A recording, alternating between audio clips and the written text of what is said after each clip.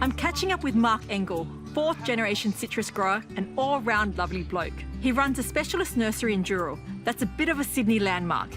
We sell more lemons than any other citrus. People just love them in the backyard. You've got a Maya or Eureka. And you bet, I'm keen to get his top tips for citrus success.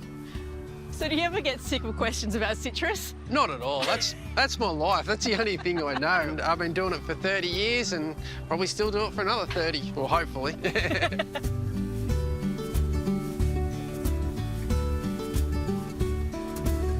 Mark, what do citrus need?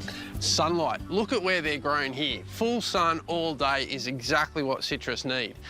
If you've got a bit of a shaded area, they do struggle, so at least 6 hours a day. OK, so that's a key tip. Anything else? Definitely drainage. They don't mind water, but it's got to drain away. So if you're in a pot, you want a pot with multiple holes. If you're in the ground, you want it to drain away. Never plant them down in clay. Always build up a bed and plant them up above so the water drains away. And the final thing is fertiliser. They love fertiliser, and no one ever fertilises them enough. I love the pelletised manures.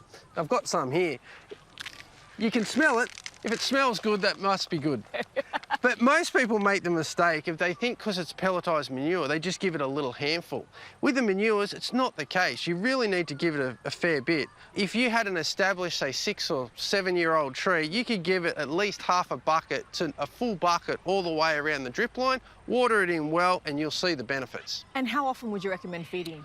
I like 3 to 4 times a year. The easiest way to remember is the start of every season, and then that way you won't forget. Yeah, perfect. And why is rootstock important? Citrus grown on a rootstock just produces a lot better tree. It's a lot more vigorous and prolific, fruits quicker, also pests and disease. It's a lot more resistant to that, and it can be grown in a whole range of climatic and soil conditions, so it's a lot better. And you can also graft onto dwarf rootstock? Yeah, so it just keeps the whole tree overall smaller, more compact, but still full-size fruit. So we've got, like, you know, our classics, lemon and limes, but what are some other citrus that you've seen come through the gate? Have you heard of a Yuzu or a Buddha's hand? You could have a Shinoto or a West Indian lime. We grow over 40 different varieties of citrus. There's so many unusual citrus.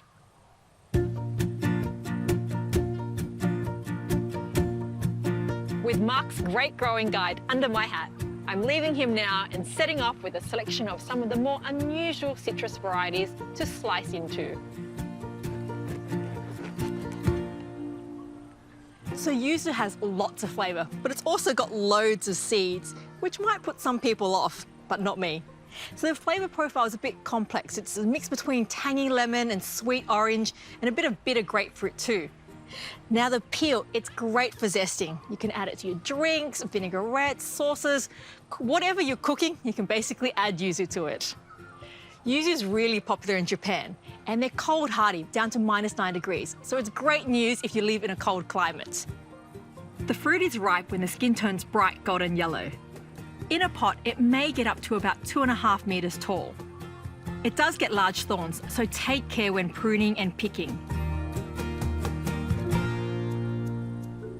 This is Citrus medica, also known as Buddha's hand. And you can see that it's got these fingers that are kind of splayed out, kind of a bit like octopus tentacles, kind of weird looking. But it smells incredibly fragrant. And the interesting thing about this is it's got no flesh or seeds.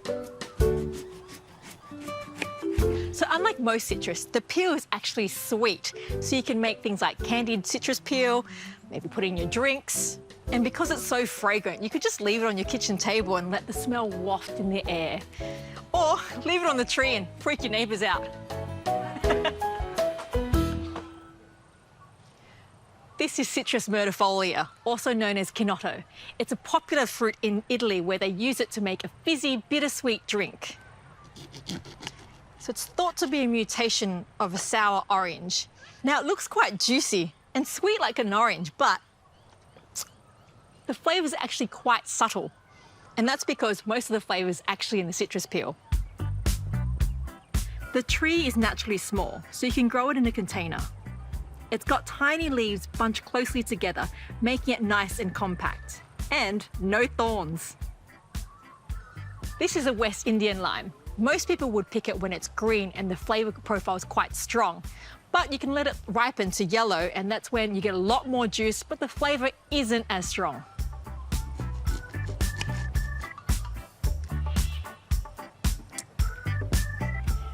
That's sour. It's also known as key lime, and it's a star ingredient in the key lime pie. It's a smaller growing tree, reaching about 3 meters tall in its lifetime. It does have thorns, so take care when picking fruit, or you can simply prune them off. This one is for gardeners in the subtropics and tropics, as it's not cold tolerant. But if you are in a frost-prone area, West Indian lime trees must be protected in winter for at least their first 3 years. Shiranui mandarins are a fancy mandarin that you can try. And they have an unusual appearance that you can see that they've got this unusually large lump. And peels just as easily as a mandarin. Oh, it smells so good. Now for the taste test.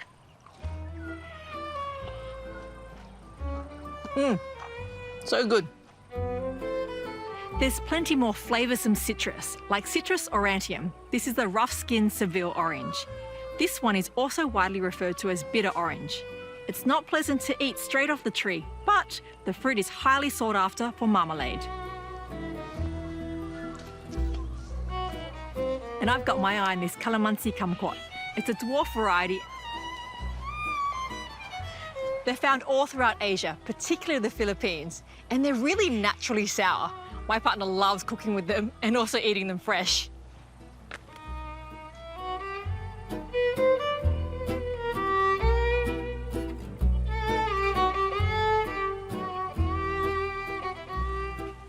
This tree is about 3 years old and it's in a 300ml pot. I've got a 500ml pot that I've cleaned, I'm going to reuse, and it's going to go in here. When the plant gets to about 6 years old, it'll appreciate being potted up into this 700ml home.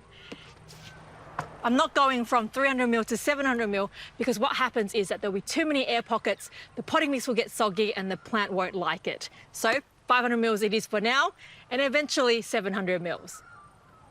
I'm filling the pot with premium potting mix. So I'm going to give these roots a really good tease because I want them to grow out into the new potting mix. Making a mess.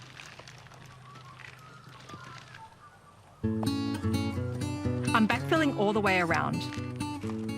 I'm keeping the soil at the same level as it was in its previous pot and definitely making sure I don't cover the graft union. The potting mix contains slow-release fertiliser, which is a good start. And I'm top dressing with a handful or two of pelletized manure. And then I'm adding some mulch. This pot has excellent drainage. It's not pretty, but it's practical. I've added in these chocks that I will use at home to ensure the water does drain away from the pot. In hot weather, I'll keep up the water. And on the first day of each season, I'll top up with pelletized manure and water in well. These fruit are ripe and ready for picking. The tree has put all its energy into growing the fruit. But over the next couple of seasons, I'll be pinching off any flowers and emerging fruit. And as hard as it is missing out on that fruit in the first few seasons, I'm doing it because I want the tree to direct its energy into growing robust roots down below.